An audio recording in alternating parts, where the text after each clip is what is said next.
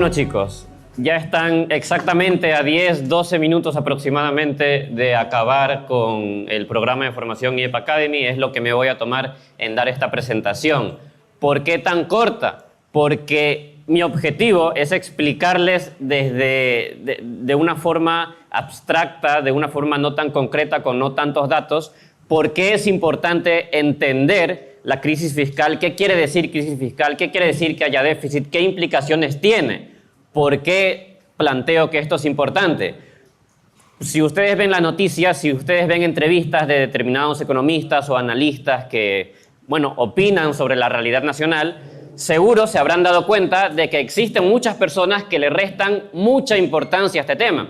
Dicen, bueno, el déficit es algo que las personas no lo entienden y tampoco quieren entenderlo. Es una cifra, un saldo de dinero que, bueno, no sé cómo me puede impactar en mi vida diaria. No, lo importante es construir obras, construir carreteras, y eso es lo que tiene que hacer el gobierno. Por lo tanto, si se preocupa por el déficit, no va a poder construir obras y carreteras y, por lo tanto, será un mal gobierno. Y argumentos y cuestiones similares. Entonces, Iván, empezamos con la primera lámina.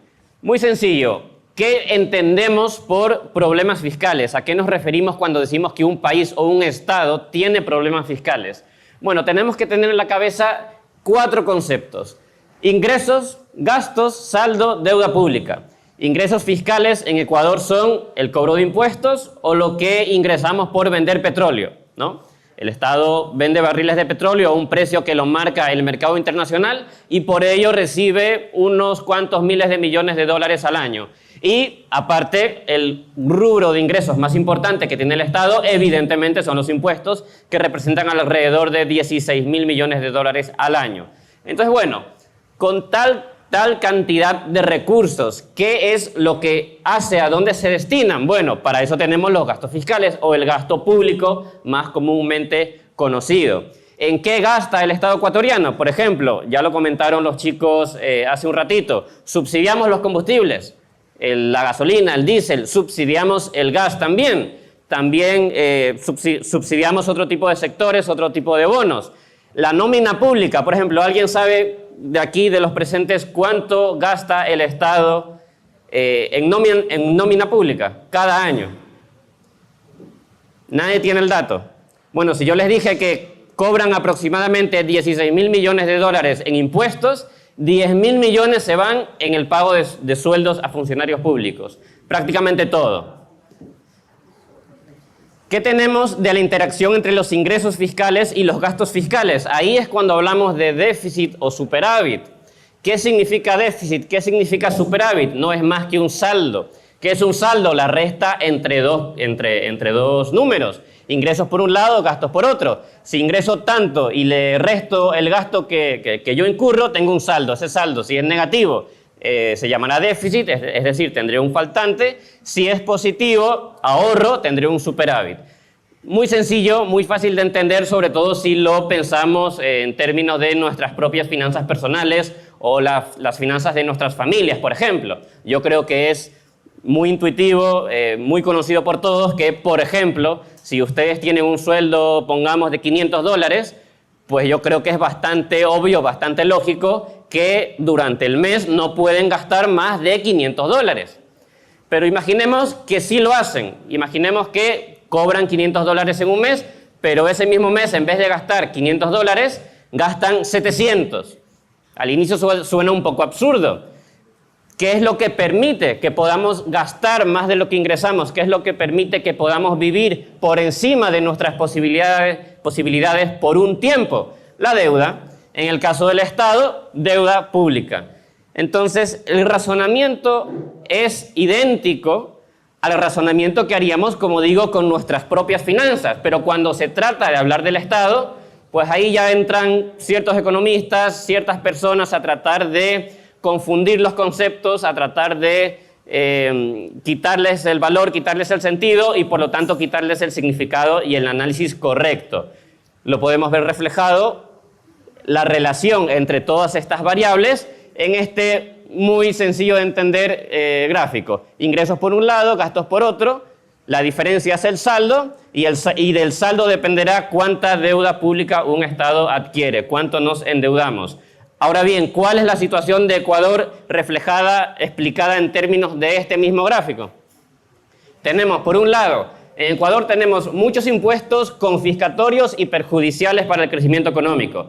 Por ejemplo, Danilo nos hablaba hace un ratito del ISD, del impuesto a la salida de divisas, y cómo una de las propuestas para poder internacionalizar el sector financiero es eliminar ese impuesto.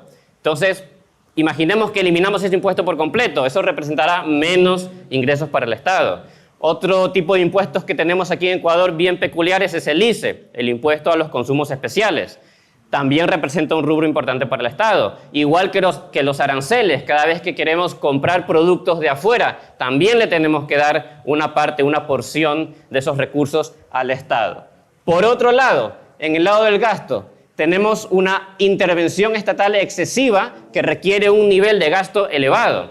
Hemos hablado de los subsidios, hemos hablado sobre todo de la nómina pública que se lleva gran parte de los ingresos fiscales.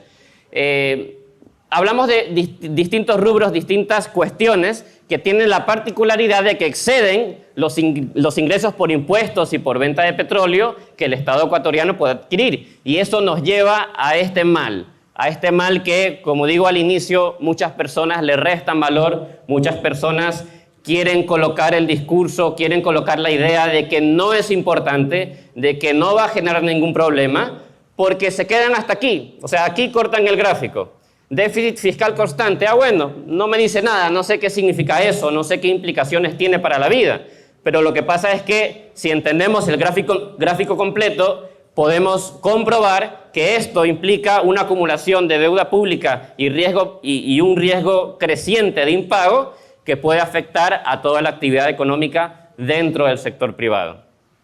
Entonces, ahora sí, ¿cuál ha sido la evolución de todas estas variables en el Ecuador en los últimos años? Porque, como dije al inicio, desde hace 4, 5, 6 años es muy normal, es muy recurrente que leamos en los periódicos, veamos en las entrevistas, en las noticias, hablar sobre que el Estado no tiene recursos, que no hay liquidez del Estado, que hay mucho déficit fiscal, que un acuerdo con el Fondo Monetario, bueno, un montón de cuestiones. Pero esto no es un problema que empieza en 2018, 2019 o 2017. Esto es un problema que se empieza a gestar en 2009. 2009, primer año en el que los gastos superan los ingresos, y desde entonces se ha mantenido un déficit fiscal constante. En términos de la relación conceptual que he explicado antes, ¿qué efectos tendría que tener esta realidad?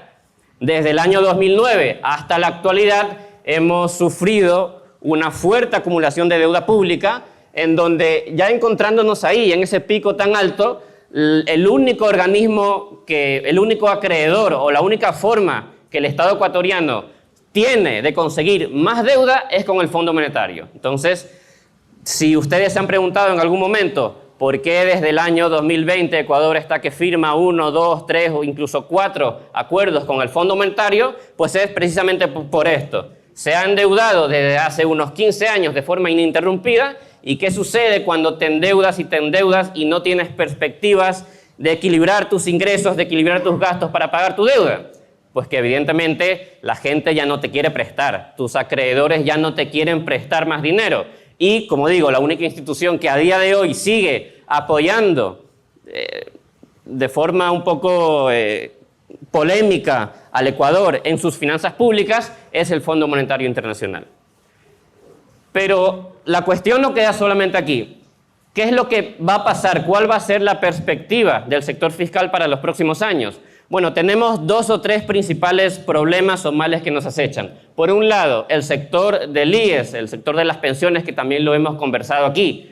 Las pensiones públicas, como ya se ha explicado, representan una enorme carga impositiva y fiscal y de deuda pública para el Estado si es que no se toman las reformas que deben de tomarse para solucionarlo. Por ejemplo, este gráfico lo tomé de un estudio que se hizo en el año 2022, en donde trataba de calcular cuánto el Estado tendría que pagar a lo largo de los próximos años para cubrir el déficit que las pensiones públicas tienen. Como pueden ver, esos gastos van en aumento. Por otro lado, los vencimientos de la deuda pública externa.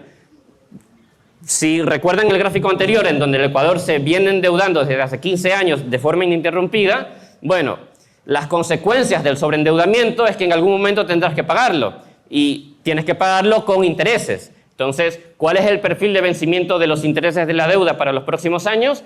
Creciendo, creciendo y creciendo y manteniéndose alto de forma constante. Si quieren mi opinión personal, lo que yo pienso que va a ocurrir es que Ecuador en el 2025, 2026 o 2027 tratará de impagar la deuda pública en bonos. La que renegoció en 2020 seguramente la vuelva a impagar o la vuelva a querer renegociar, porque la realidad, como ya les expliqué, es que no hay plata.